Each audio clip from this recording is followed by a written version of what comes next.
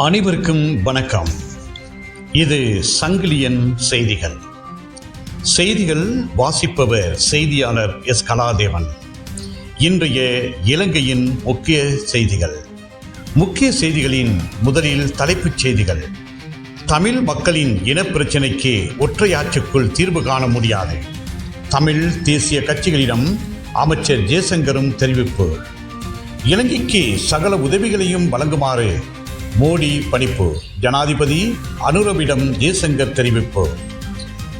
13 அமுல்படுத்துமாறு 38 வருட காலமாக இந்தியா தொடர்ந்தும் கேட்கும் நிலை. இலங்கையை கைவிடாத சீனாவுக்கு அனுர நன்றி. உயர்மட்ட குழுவுடன் சந்திப்பு. $450 மில்லியன் மீள் கட்டமைப்பு திட்டம் இந்திய அரசாங்கத்திடம் அறிவிப்பு. அனர்த்த பாதிப்பில் இருந்து இலங்கை மீள்வதற்கு இந்தியா முழு ஆதரவு. பிரதமரிடம் ஜெய்சங்கர் உறுதி. சங்கிலியன் பார்வையாளர்களுக்கு வணக்கம். எமது இந்த சேனலிற்கு முதல் முறையாக வருபவர்கள் சேனலை சப்ஸ்கிரைப் செய்து உங்கள் பெயர் ஆதரவை வழங்குமாறு கேட்டுக்கொள்கின்றோம். இனி விரிவான செய்திகள். தமிழ் மக்களின் இனப்பிரச்சினைக்கு ஒற்றையாட்சிக்குள் தீர்வு காண முடியாது. தமிழ் தேசிய கட்சிகளிடம் அமைச்சர் ஜெய்சங்கரும் தெரிவிப்பு. அடுத்த வருடம் என மாகாண சபை தேர்தலை அரசு பின்போடுகிறதா எனவும் கேட்டார்.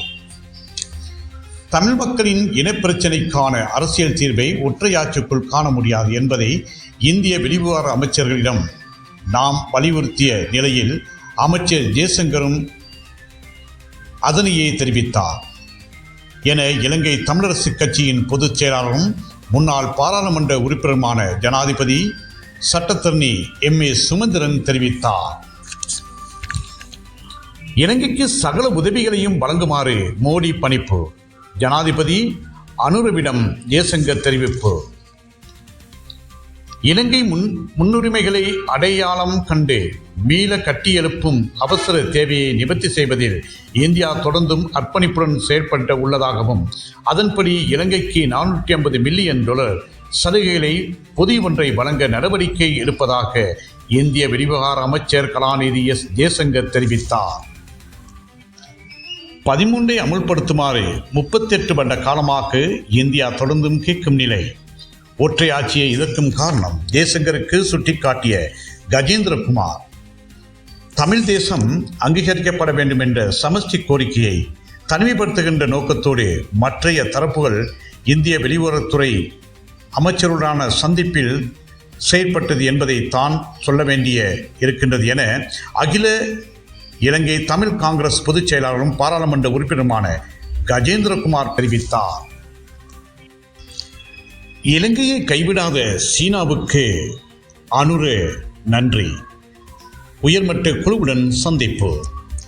இலங்கைக்கு விஜயம் செய்துள்ள சீன கம்யூனிஸ்ட் கட்சியின் 20வது மத்திய குழுவின் உறுப்பினர்களையும் மற்றும் அதன் செயலாளரையும் சீன தூதுக்குழுவை ஜனாதிபதி அனுரகுமார் திசாநாயக்க சந்தித்து நன்றி தெரிவித்துள்ளார்.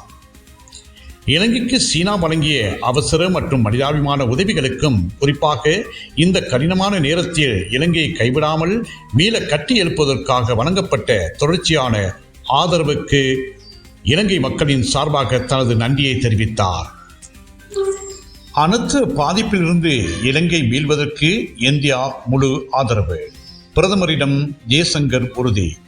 டிட்வா புயல் வெள்ளத்தினால் அழிவடைந்துள்ள இலங்கையின் ரயில் பாதைகள், பாலங்களை மீள் கட்டியெழுப்புதல், விவசாய துறையை பலப்படுத்துதல் என்பவற்றுடன் இலங்கை இயற்கை அனைத்த பாதிப்பிலிருந்து மீள்வதற்கு இந்தியாவின் முழுமையான ஆதரவு வழங்கப்படும் என இந்திய வெளிவிவகார அமைச்சர் கலாநிதி சுப்பிரமணியம் ஜெய்சங்கர் உறுதியளித்துள்ளார். நீங்கள் இதுவரை கேட்டது சங்கிலியனின் செய்திகள். சங்கிலியனின் செய்திகளில் இன்றைய இலங்கையின் முக்கிய செய்திகளை கேட்டீர்கள். மீண்டும் ஒரு செய்தி அறிக்கையில் உங்களை சந்திக்கும் வரை அன்பு வணக்கம்.